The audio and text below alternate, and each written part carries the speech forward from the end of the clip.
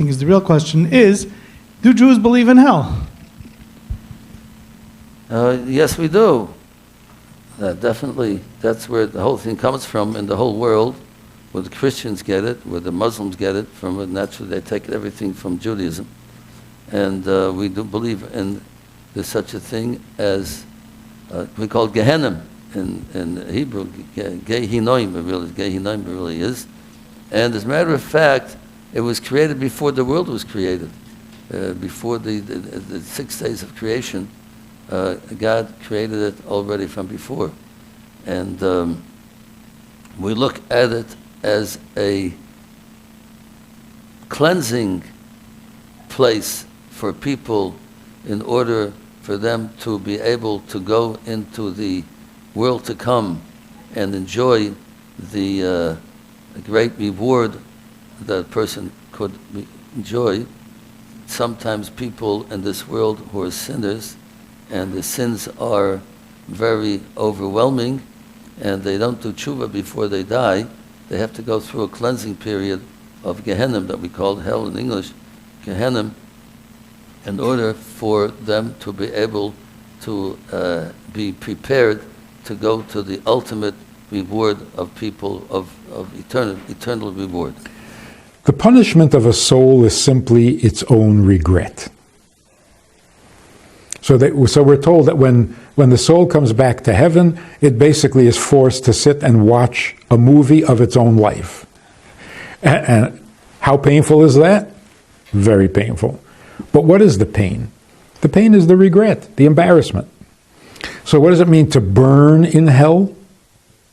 You burn with shame. It's the embarrassment. And the shame is not I once did that. That's guilt. The shame is I still feel like that. Now that feeling or that memory, the effect of the world on the soul wears off with time. So by the end of a year, the soul is clean. It doesn't have those feelings anymore. It's a clean, perfect soul. In Malachi, it says that Christ is coming to his temple. He is coming as a refiner's fire and as a launderer's soap. Now this gives us the quality of the fire, right? So when we look at Scripture, we have to let Scripture interpret Scripture.